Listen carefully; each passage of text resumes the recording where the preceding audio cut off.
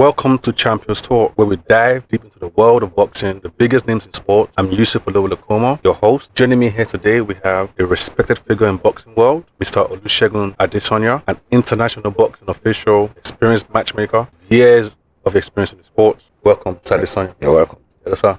Yes. Mr. Adesanya, can you share your experience as a referee, your journey? As he has said, I am Mr. Adesanya Olusegun, an international ring official, as a referee and judge, affiliated with African Boxing Union, World Boxing Council, and other world sanctioning bodies. I started the journey as a ring official in 2002 after an intensive training course in National Institute of Sports, NIS, a 1-week intensive training course under the tutelage of WBC badged referee and ABU badged referee Mr. Folorunso Jacobs and late Mr. Tony Lexi. It was very intensive, and we have a lot of participants in that training course for 1 week before I later started my journey on international scenes, attending conventions outside Nigeria. My first convention, the African Boxing Union, in year 2016 in Malawi. That was my first convention where we had ring officials trainings and seminars. And after the exam, I was third in Africa. That was the first attempt.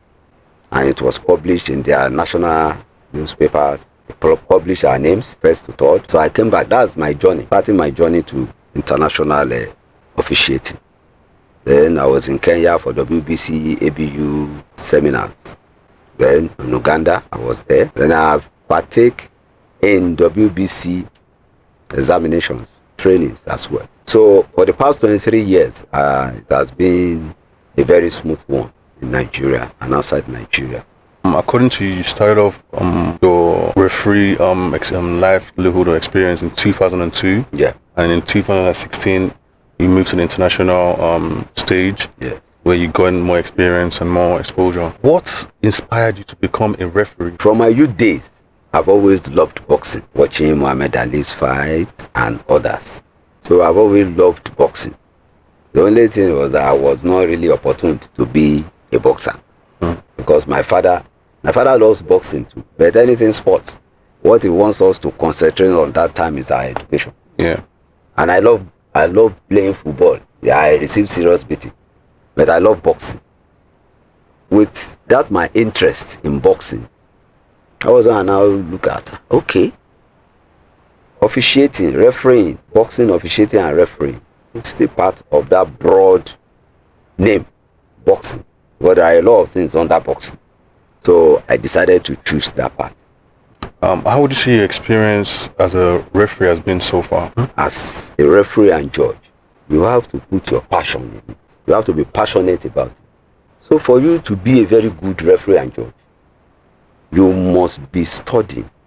You must be in constant study every time because new rules comes up. And where do you get all these new rules? It's when you attend convention, when you are being tutored by more experienced referees and judges. That is where you got to know about the new rules. Some people, some people believe they call themselves referees and judges just to go onto the ring and start jumping from one spot to the other. That it requires more than that. There are things that happen on the ring.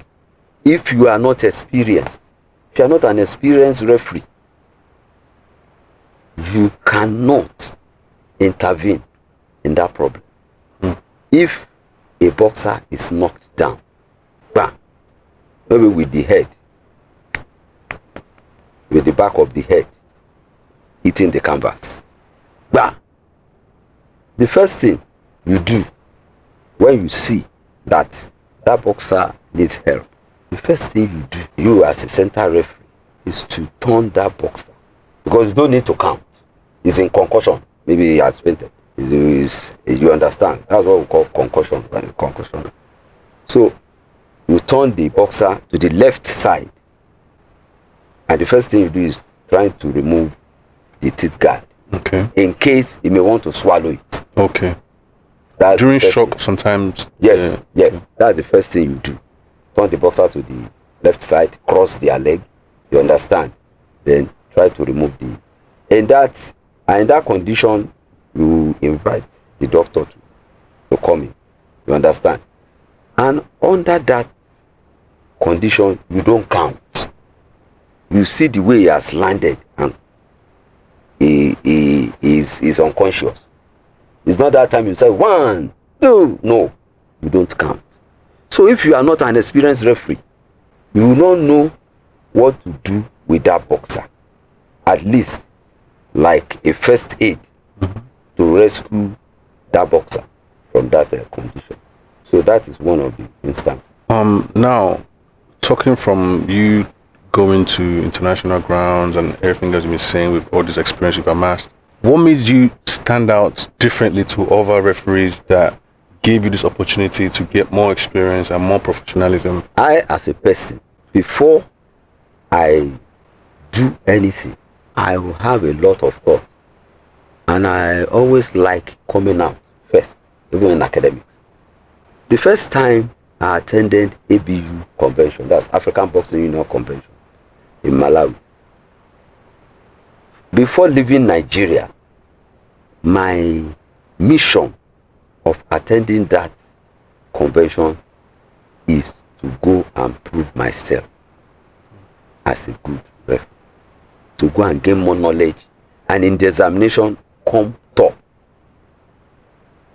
So when I go to Malawi, I was not sleeping. I wake up 12 midnight. I'll carry my books. I'll go to the reception of the hotel. It's a 5-star hotel. I'll read till 6. Then after that one, we'll go for the training. In the training, that year we were tutored by the president of African Boxing Union, Mr. Olusegun.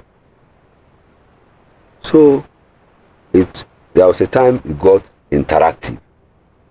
So if he will ask us some questions that, okay, what if so things happen, so things happen, and what I have read, once he asks, I will allow those ones that have been attending before others to start answering questions. Then I will raise up my hand and tell him. Since that time, he has started citing me like this man.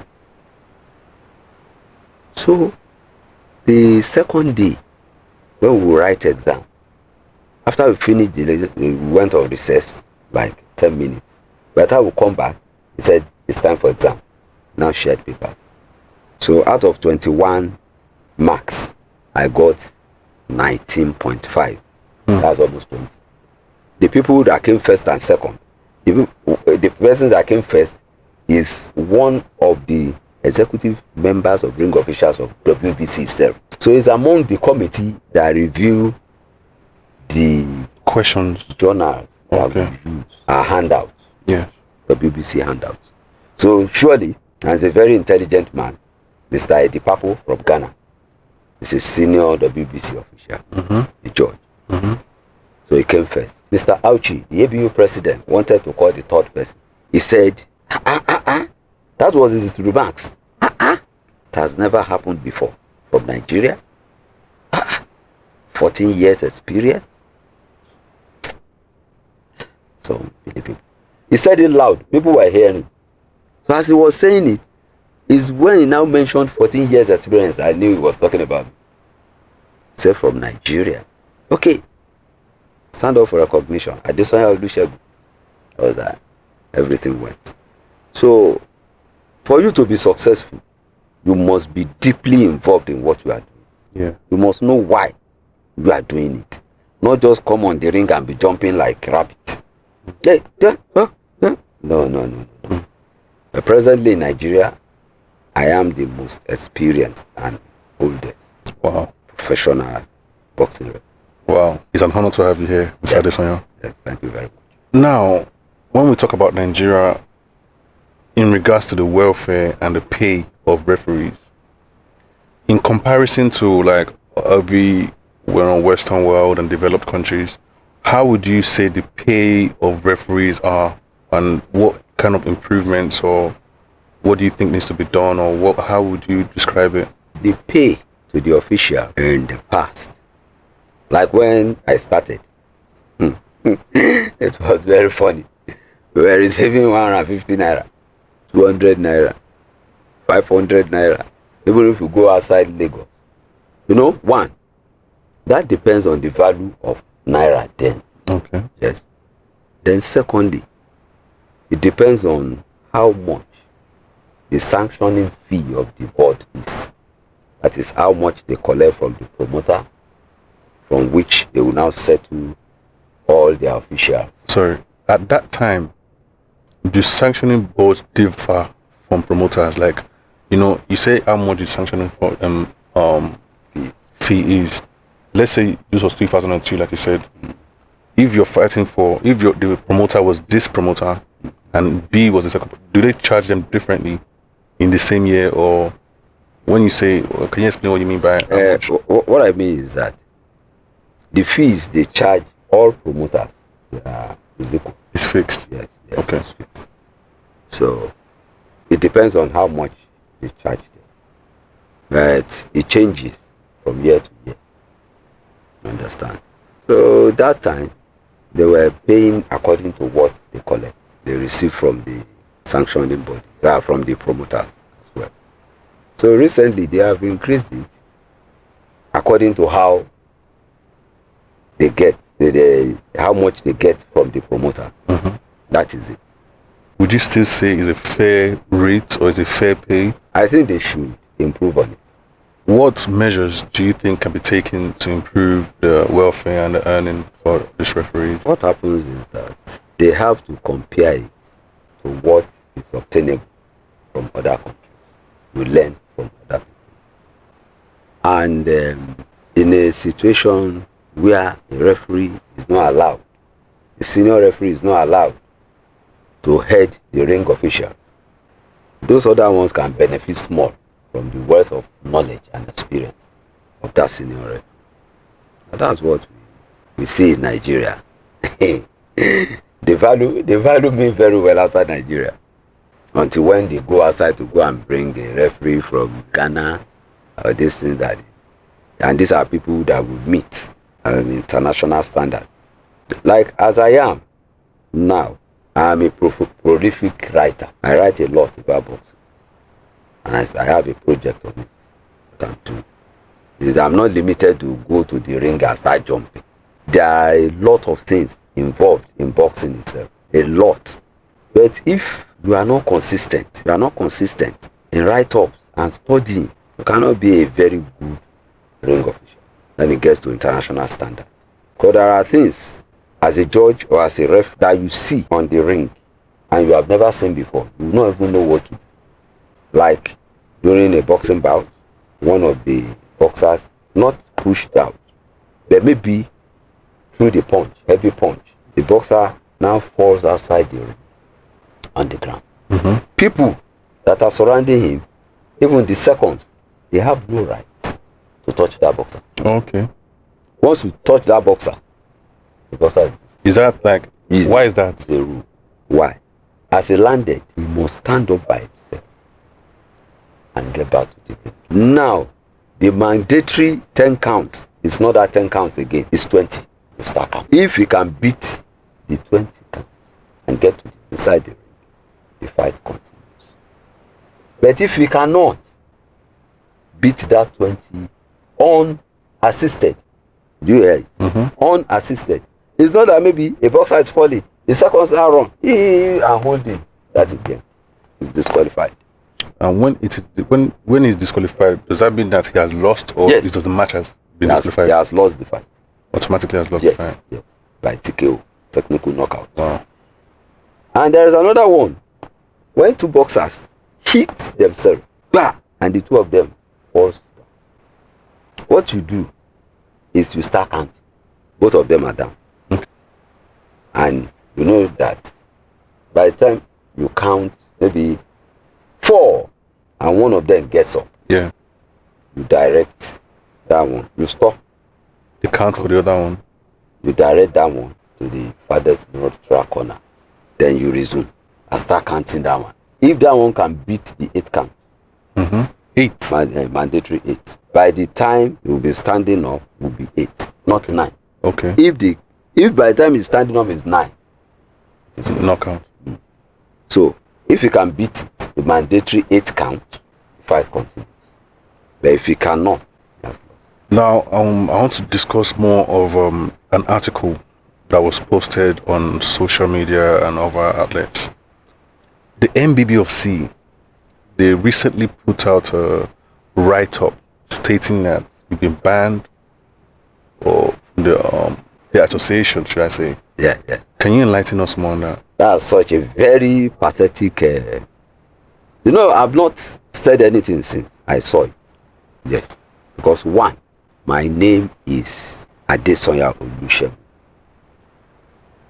And that publication reads Adesanya Adesegu. Are they the same? No. Then two, my picture was placed beside the so-called letter. And in the content, they said due to rebellion and anti-board activities. Anti-board activity. And that they called me for a meeting, I did not show up. First time. I have told you earlier on that name is not my name. Yes. So I'm not the owner of the letter. So that was why ultimately, I just blanked. because the name was not correct. Yes, You didn't have any. it's not my name. The thing, a lot of legal proceedings will follow. Wow. Because you are using my image against a name that is not mine. MBBFC used your image, or Yes, was there a my different picture. platform that used My your image picture was there. attached to the Yes, by publication? Fight Gist Media. Fight dismissed that. Yes. And Fight Gist Media did not contact me before sending anything. Though, not my name. Maybe he doesn't know it. Did not contact me. It's people that were contacting me because of the image they saw. And that is what we call assassination of character. Understand? So, me, I stand for the truth and development and growth of boxing. If I see anyone that loves this sport and ask for my assistance, oh, how can I do this? I have the right. Okay, you can do this, you can do that. In as much I'm not collecting money from that person, like a body. So MBBFC as a body did not offend me, and I did not offend MBBFC. But the secretary, I don't know why, is the one. Sorry, who is the secretary? Mr. Remi Aboderin is the one that is always against me. One, I will cite an instance for you. It is unethical for anybody to sit beside a judge during a bout when a fight is going on. We have 3 judges and you sit independently. Nobody, even the supervisor, cannot come and stay with you so that they will not influence your judging criteria. You understand? So 1, 2, 3, only one judge is allowed to be on one seat, no other person beside. So I noticed that day, as we were about to start about, this is about 5 years ago, I saw a boy with a face cap and green and red jacket sitting next to a judge. As I noticed, I just stopped. Say, what is happening? You leave. That was where I started picking offense. I said the guy will not sit. Then the president came. President of what? Of Nigerian Boxing Board of Control, okay. Dr. Rafiu Ladipo. He now came when he was aware of the thing that was happening, because Mr. Remi Aboderin told the guy to go and sit down. I told the guy to stand up again.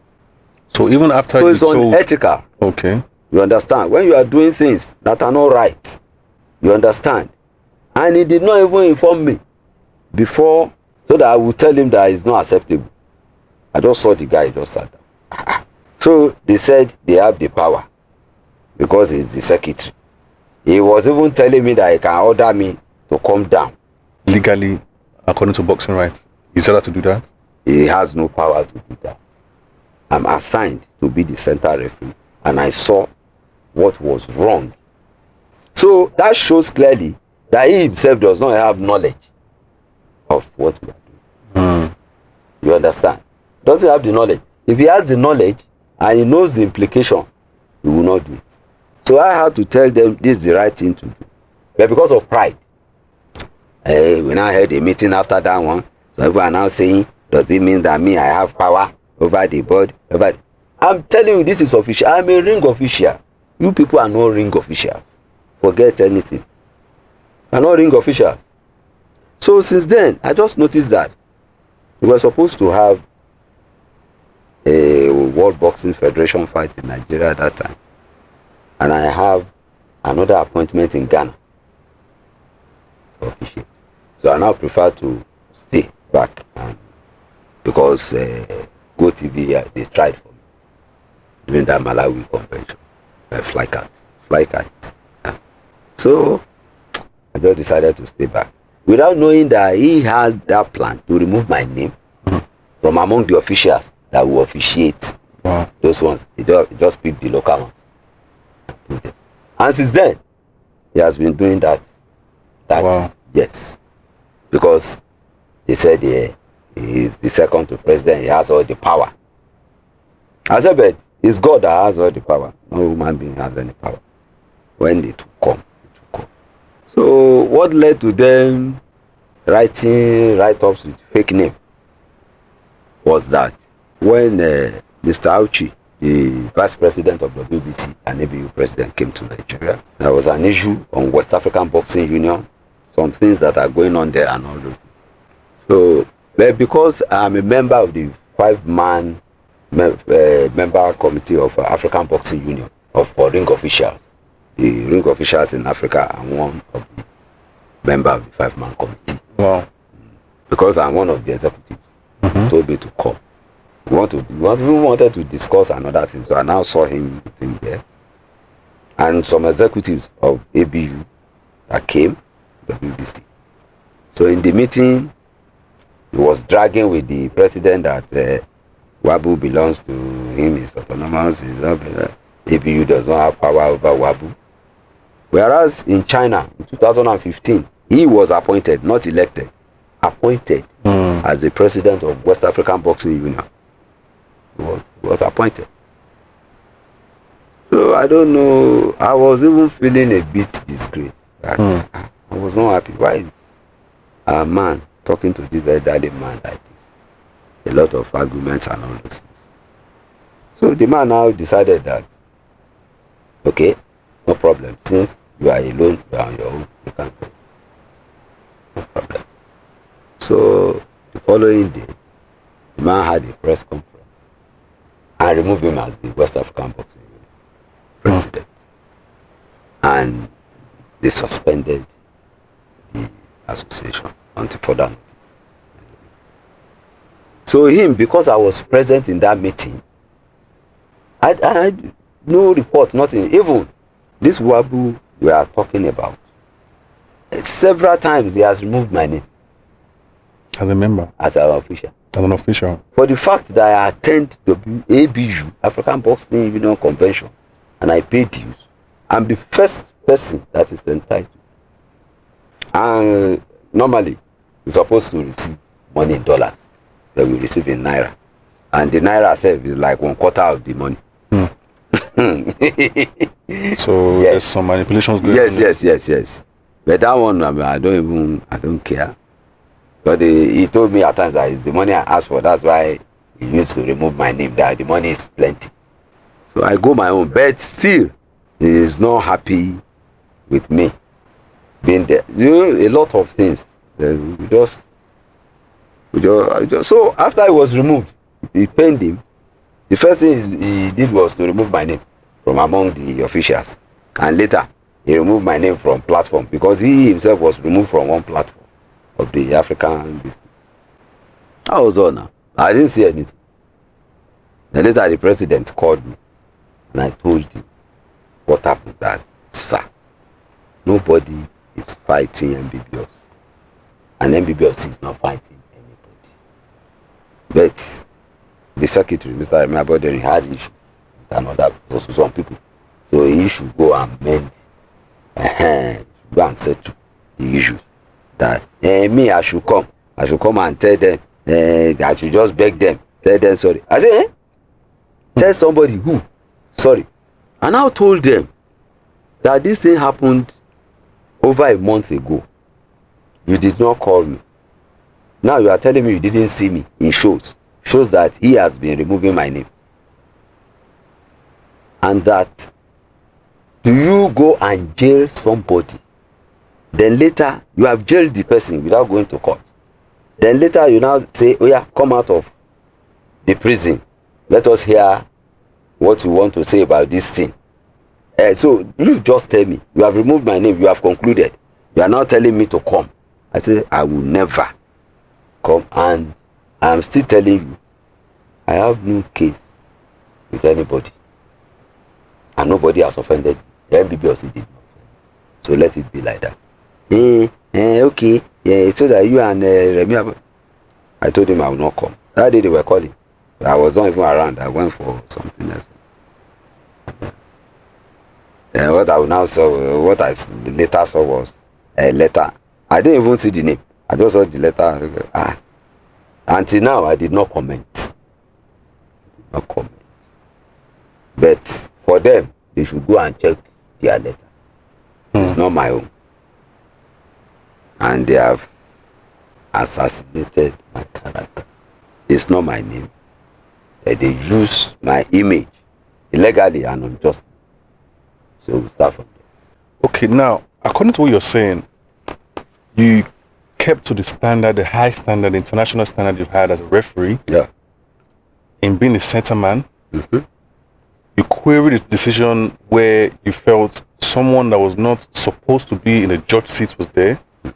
You called it out, and as such, the Secretary General of MBBFC have started blackballing you from events and claiming it was because your purse or the money you were charged was too high.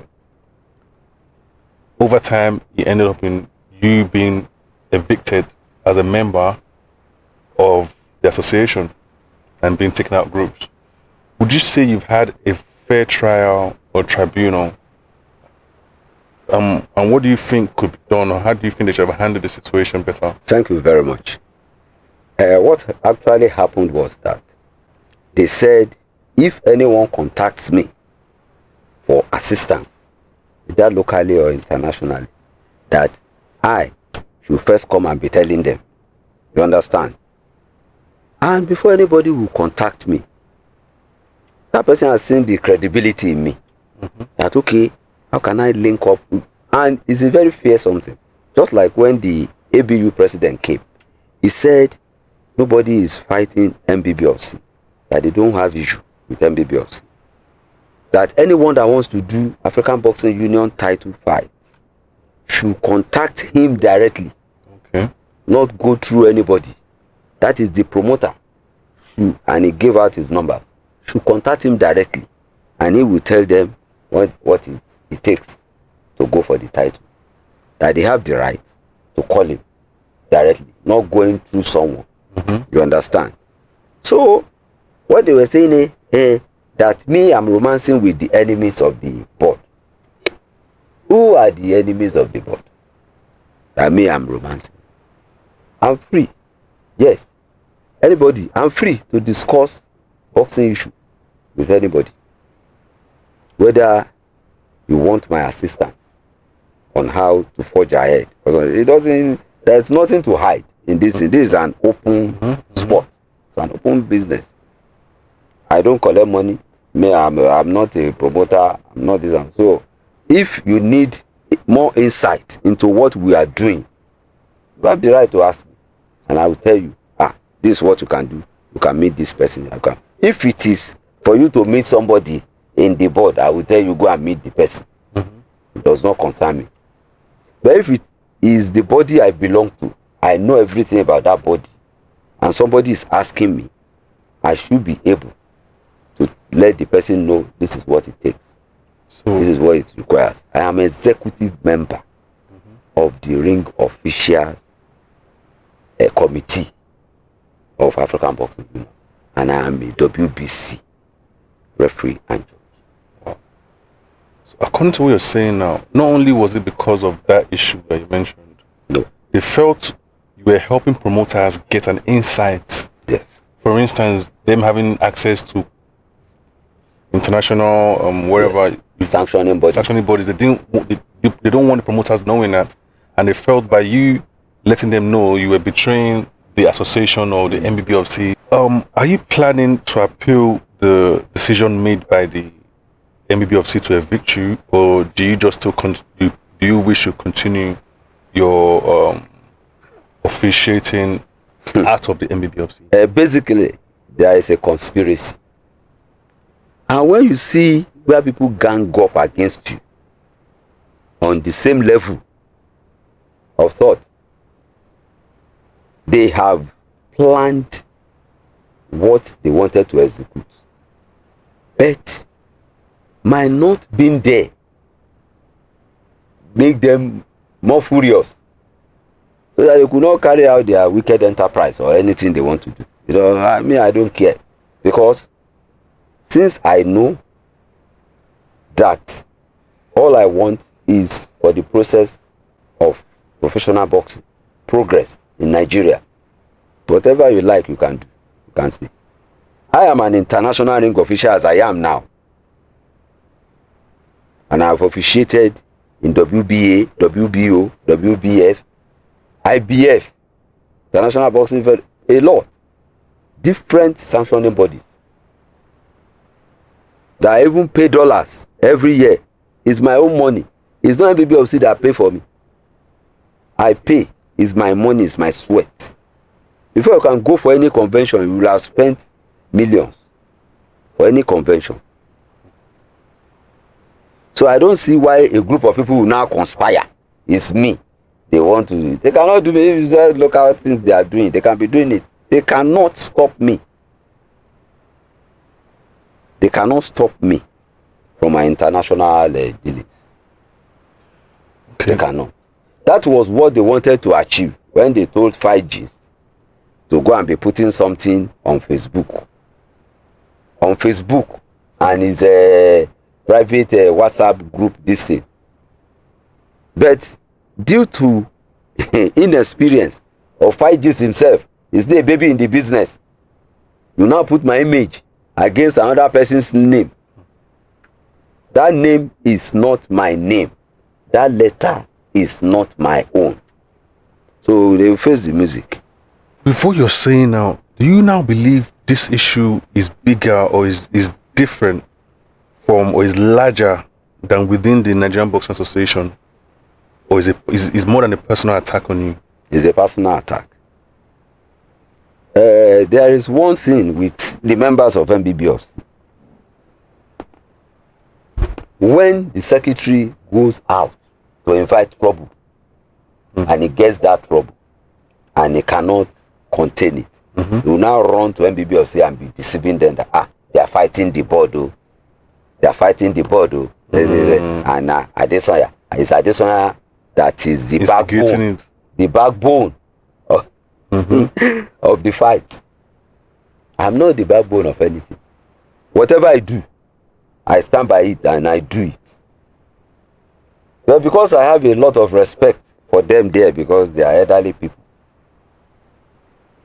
I myself, in the next 2 or 3 years, or 2 years, let's say, I'll be 60 years. Am I a baby? That somebody will now be threatening me at this age, and with my wealth of experience. That was when I now said, yes, enough is enough. Enough is enough. So I have contained this conspiracy for a long time. And where you are operating, you are not happy. You bring people that just came in 3 years, 5 years, or 1 year. You will be using them over me. For what? MBBFC is not anybody's family business. It was founded in 1948 or something like that. According to the book I've read, I'm writing about this. It's not a one-man business. They should stop it. It's not a one-man business. Now they have privatized it as their own personal. You want to be life secretary, you want to be life president. For what?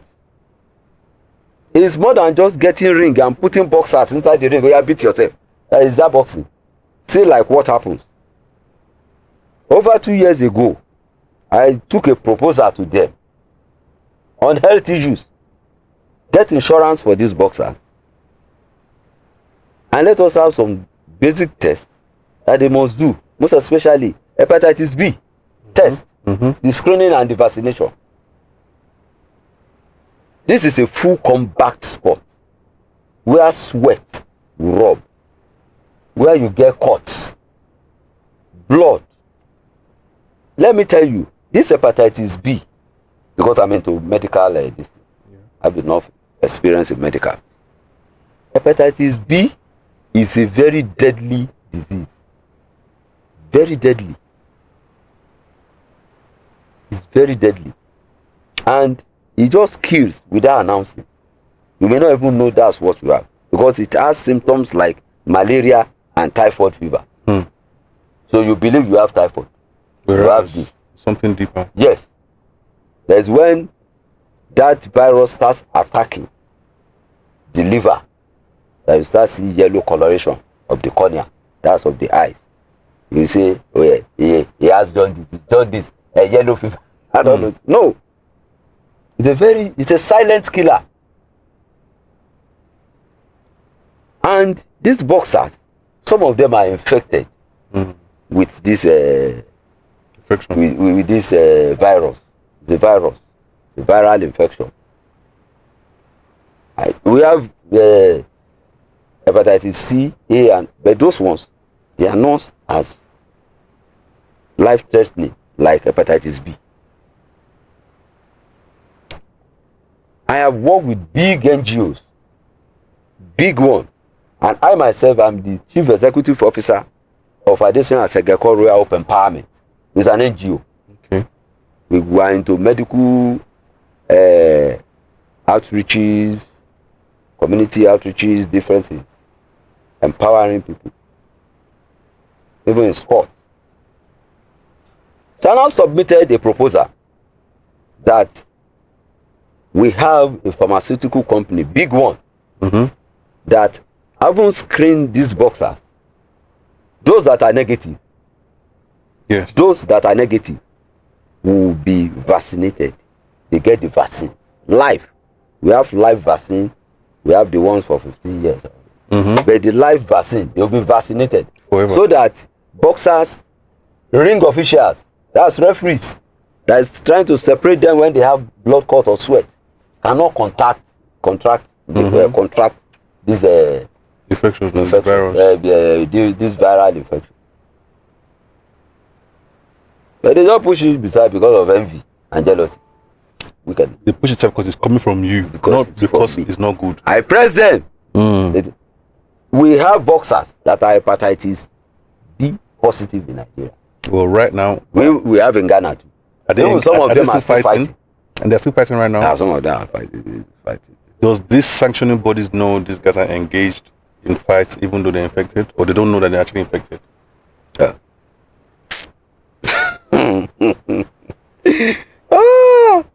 You see, let me tell you one thing. There's no how. You see, before you go and fight outside Nigeria, internationally, you must do tests. So the person that is infected with that virus knows that he has. And when you are negative, you get the vaccine, you are covered. But when you are positive, the only thing you now do is they place you on a diet and the treatment. That's all. And the drugs and all those things. Yes. But you cannot be active in boxing again until you are cleared. Or in general. You cannot be. Wow. Yes. The only thing is that you take, you can contract it through blood contact. Yes. And hepatitis B, very dangerous. If you have blood, if you have any injury, and the blood is smeared on the surface of anything, whether wall or something, it will take 26 days before the virus dies. It's different from HIV. That once HIV virus is exposed to the air or something like that, it just takes a few minutes to die. Since it's not in the bloodstream. You understand? So being a full combat sport, they must do. It's not that they must. If you do the test today, you are negative. You can contract it tomorrow through sex, through blood contact, sweat. Yeah. If the guy sweats and you have a cut, and the sweat now touch that surface, you will contact. Even through glass cup. Glass cup. Yes. If it's at the point of the saliva where the person drank, you too, you put it, you contract. So it's a very dangerous virus for people involved in sports. It's why the combat sports that you hold yourself. So as I gave it to them, maybe they think they are doing me. They are not doing me. And in the process of that, I told them MRI scan, CT scan, BP, all that test that is required, urinary analysis, eye test, everything. They thought I was. They debunked it. That is where we are now. That is where we are now. It's not just for you to get a boxer, go inside the ring and be boxing. It takes a lot of that. Some of them, they have heart problems, congenital one from birth. Some people have large heart. They have different kinds of ailments. You will not know. This is not the first time a Nigerian dies in the ring. This is not the first time. You recently wrote in regards to an unfortunate passing away of one of the boxers, a lightweight boxer, Segun Success. Yes. And you mentioned the welfare and the health relations of it. Yeah. You know, he passed away in Ghana, unfortunately. What stood out to you about that case? That boxer is a very close friend. It's a very close person to me. And when I got the news in the morning that day, I was shaking my head. Then it took me 2 days before I saw people writing different kind of things, before I can respond to his death. For some time, there was a boxing bout last year between him and Idowu, a boxer from Ibadan, under Francis Ayegbeni. When they fought, I saw that this guy, I was a judge. This guy is not medically sound. What is it? And there are a lot of things that boxers must be involved. Apart from tests, drugs, or all those things. We have to talk about the mental health. I'm a mental health counselor. Okay. Yes. Certified mental health counselor. A lot of these boxers, they need it. Because some of them, they are in depression state. Some of them are depressed, either due to finances or marital or some kinds of things. So you have to treat this. Depression is a very bad state as well. So you check their mental health being at the same time. A lot of things are involved in boxing. So when I saw it, I was still wondering for 2 days what will have happened. That was when I traced it to when he got the release letter, how many days he was contacted again to go and fight, no preparation. Then I spoke with the coach. Before. That was the day he was traveling. He was leaving Nigeria to Ghana. That one was reporting him to me. That his coach was reporting him to you? Yes, that Coach Paramount. He said he called him that he's going to take the fight and fight in Ghana. That he now told him that no, you cannot. It's too short. The time frame is too short. You cannot go. That I will not go with you. And if you want to go, you can go. But don't go and take this fight. Another one will come. You get money. That one now called me. He said that as he was calling me, that he has entered He sent the chart to me personally. He sent it to the chart. I'm saying, why this boy now? What is this? So after that one, what I will hear is that he died. So the basic thing is, before a boxer gets a fight, most of these promoters that needs him for a fight in Nigeria or outside Nigeria, they check their box rec. That's their boxing record. They now post it to somebody that knows the boxer or a matchmaker. So it's a matchmaker that will matchmake. Okay, as they needed him in Ghana. Yeah. You understand? They will send his box rec to Nigeria. Okay. To somebody that is involved in doing those things with them, a matchmaker or somebody they know. So it is that person that will now call the boxer that come, there is a fight. So. And they will start discussing money. Yeah. But actually, once that contact person in Nigeria knows, you must call the manager of that boxer. So they now start talking about boxer sports and everything. And how much you want to give him? Yes. And it must not be less than 21 days. Of notice. So anything that is a few days is criminal. You understand? According to the sports. There were issues he wanted to come back, and then on his way back, now went back, and there was discussion about maybe $500. Maybe his opponent was not right. He wasn't making weight. What was that about?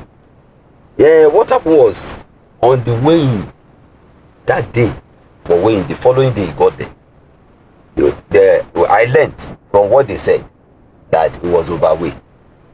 And when you overweight, you cannot fight. You cannot fight that fight. You can't fight. So you have to leave.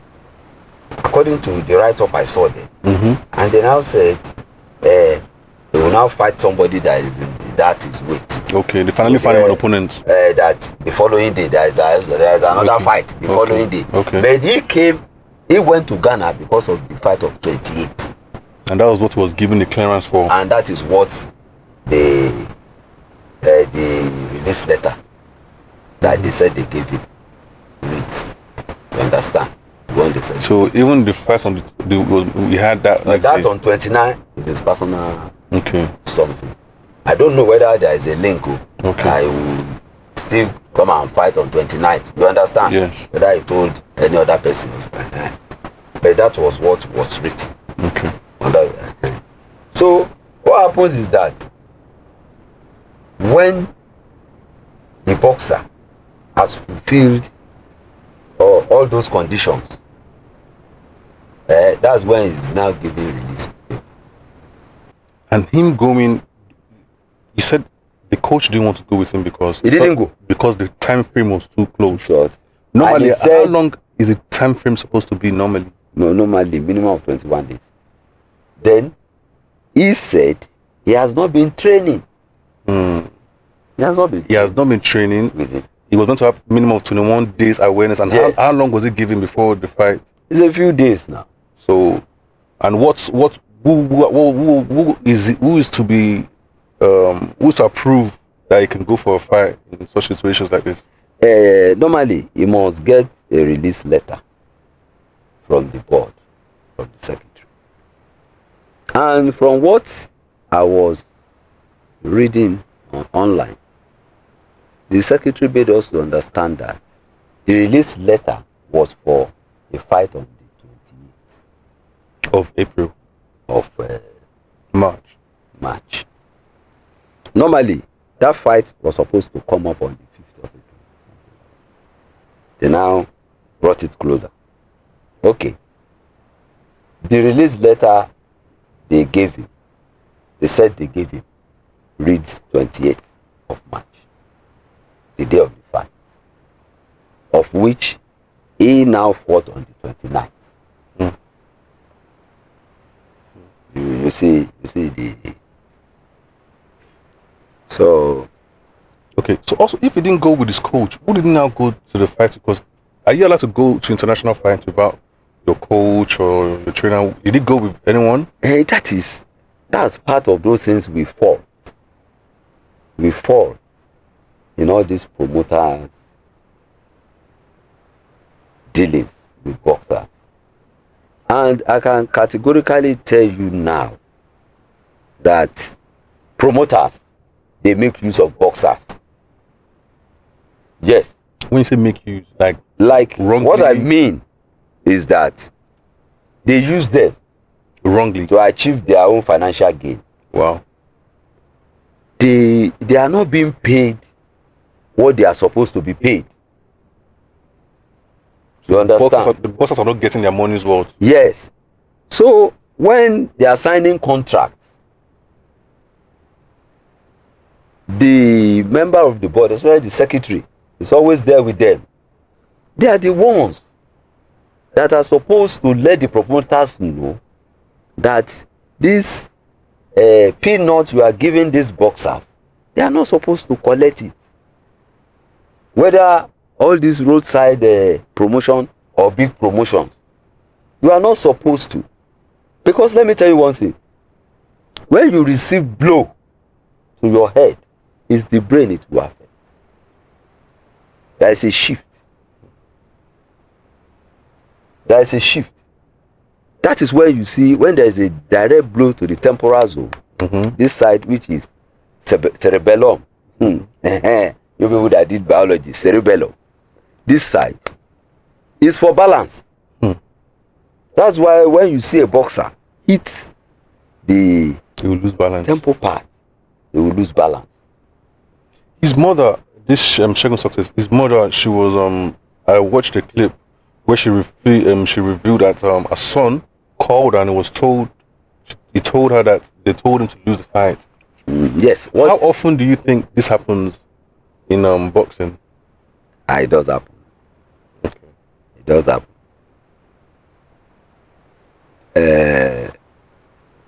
Normally, it's not supposed to. But when you see a boxer that sees that his record is no longer useful to him, it's not useful. He cannot make anything out of it. Like being a champion or something. They decide to take up such now. He's willing to now, since he feels he cannot really He doesn't go need fast the record for anything, yes. Okay. He's no more looking for a world The other champion. person will now need it for record building. Okay. You understand? It does happen, not only in Nigeria, everywhere. Do you think foul play was involved in Segun's Success's death, or do you think it was just strictly health issues? The mother was saying that he was being threatened and all those things. But according to what I saw on the ring, it's very shocking.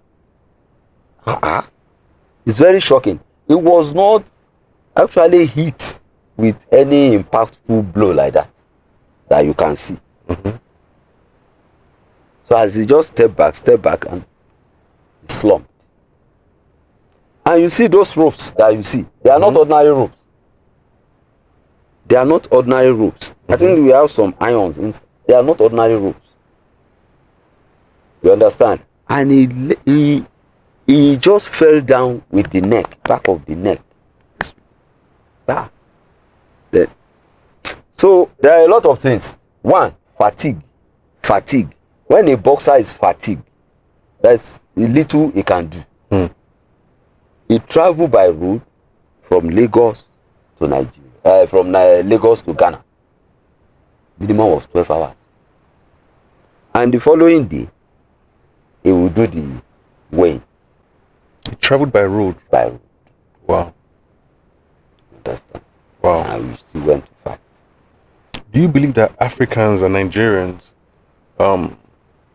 the boxing commissions, are they doing enough to protect fighters, their health, and what changes do you think you can implement, or would you suggest that they input for better health outcome of these boxers? You see, these boxers, 95% of them are ignorant of boxing. What it really requires, what it takes to be a boxer. What are those things that you should be doing to make you an active boxer? Like like that health issue we are talking about, they must be having routine medical checkup, because their health can fail at any time. Yes, especially the head. There's a new program called Beep and Care. So what they do is they're trying to make sure the boxing world, boxers retire and come, they're caring for their welfare and their health. They're trying to provide them with free health checks, discounts on certain other ones. And what do you think? How do you think this will impact on these boxers? That's health? it's a very good initiative. I applauded it when I heard about it, and that's the first of its kind in Nigeria. Even maybe in other countries, Wow. West African countries or African countries. It's a welcome idea, and I'll be very glad if they can keep to it. Beep and Care, right? And maintain it. Yeah. You get more boxers to do it. Even the promoters will have better name.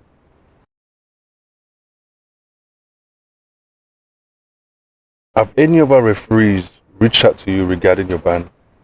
No. It's been an honor to have you here, Mr. Adesanya. Thank you very much. Internationally acclaimed referee. Your knowledge, as I hope people watching at home and everywhere will be impacted with it and learn more. And we hope to have you here soon again to teach us more and enlighten us more on other aspects of health and wealth and how to carry ourselves in the boxing world. Thank you very much, sir. Thank you very much, sir. Yes, sir.